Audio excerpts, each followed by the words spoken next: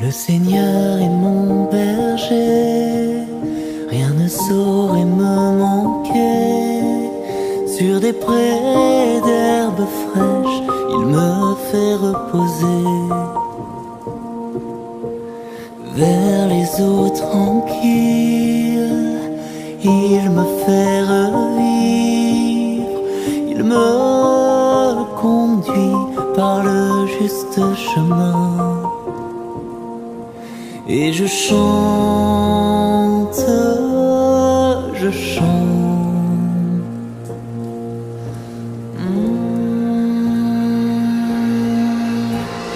Alléluia,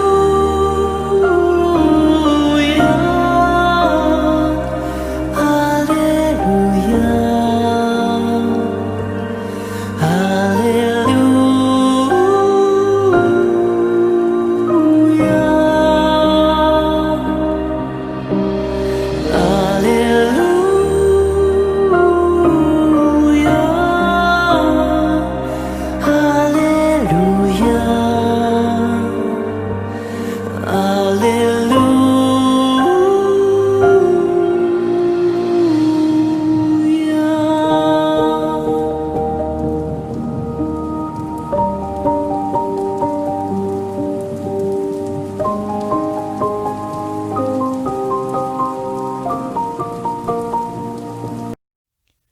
Évangile de Jésus-Christ selon saint Luc.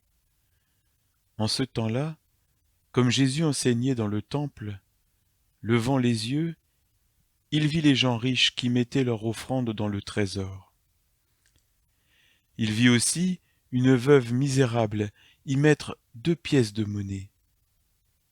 Alors il déclara : « En vérité, je vous le dis, cette pauvre veuve a mis plus que tous les autres, car tous ceux-là, pour faire leur offrande, ont pris sur leur superflu, mais elle a pris sur son indigence.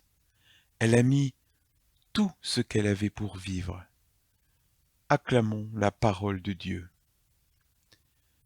Jésus enseignait dans le temple. En entrant dans le temple, Jésus vient le restaurer et installer sa royauté sur nos cœurs. En enseignant dans le temple, Jésus rend le temple à sa vocation. Le royaume de Dieu est au milieu de nous, en nous. Le royaume de Dieu est comparable à un trésor. Et ce trésor n'est autre que l'évangile du Christ et son annonce. Annoncer la bonne nouvelle de Jésus, voilà la vocation de l'Église que forment les baptisés. Aujourd'hui, Jésus nous rappelle qu'il compte sur nous. Il attend notre contribution au trésor de l'Église. Il attend notre contribution à l'annonce de l'Évangile au monde qui en a tant besoin.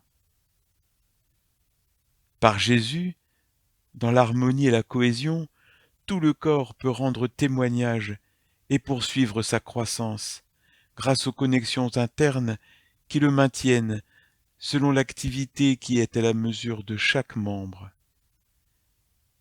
La création entière attend la révélation des fils de Dieu. En frappant à la porte de notre cœur, Jésus veut le rendre à sa vocation. Qu'ai-je fait de mon baptême ? Comment puis-je contribuer à ce trésor pour mon entourage, pour l'humanité ? La fidélité, la ferveur, la persévérance. Jésus veut de l'Église que nous formons une épouse fidèle à sa promesse, fervente à l'adoration et dévouée à sa mission. Pour cela, il nous donne son esprit pour nous rendre capables de répondre à l'amour ardent que Dieu nous propose.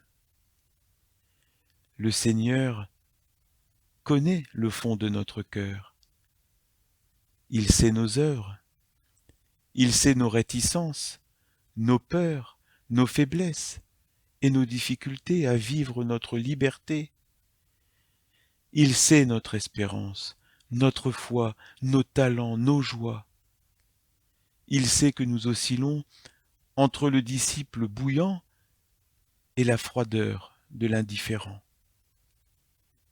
Le Seigneur nous interpelle sur notre mesure et attire notre attention sur le piège que représente la tiédeur qui nous maintient dans l'illusion d'une relation au Christ et nous trompe sur la réalité de notre salut.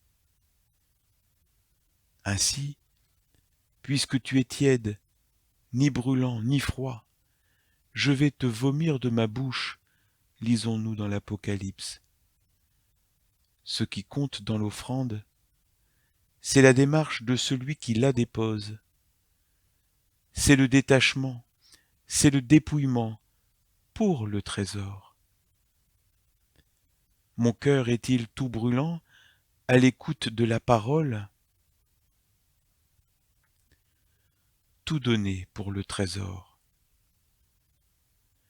Jésus est le Christ, roi de l'univers, et je dois le laisser régner seul en mon être. Il me devance et il est le premier, car tout est de lui, et par lui, et pour lui. Tout vient de lui, et c'est pour lui que nous vivons. Jésus est notre roi, l'Évangile est notre trésor. De quelle mesure sommes-nous prêts pour l'annonce du royaume et de son Évangile? Comme la veuve, sommes-nous décidés à donner notre quotidien, nos activités, nos responsabilités, nos choix, notre vie au service du royaume et de son Évangile? Jésus a-t-il un concurrent dans mon cœur? Suis-je prêt à tout lui donner? Qu'est-ce qui me retient? Par ta puissance, Jésus, tu veux me rendre à moi-même et m'arracher à tous mes liens d'addiction. Ton royaume déjà m'habite. Par ta parole, tu recrées en moi l'enfant ressuscité, presque à mon insu. Seigneur, je veux t'embrasser, mais pas du bout des lèvres. Je veux t'adresser mon oui, un vrai oui, plein et entier, sans regret ni amertume. Seigneur, donne-moi les fruits de l'esprit pour en être capable, au service des plus petits de tes frères.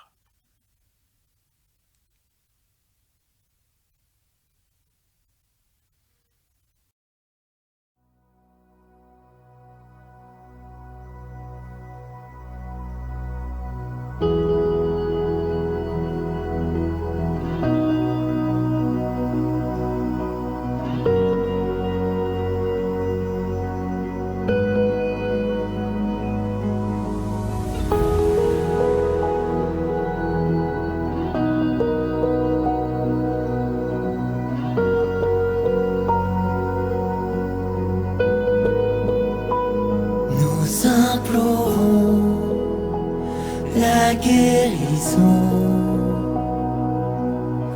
sur nos familles, sur nos enfants, dans chaque vie, chaque maison.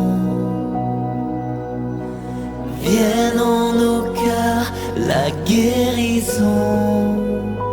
Nous implorons la guérison sur nos familles, sur nos enfants, dans chaque vie, chaque maison.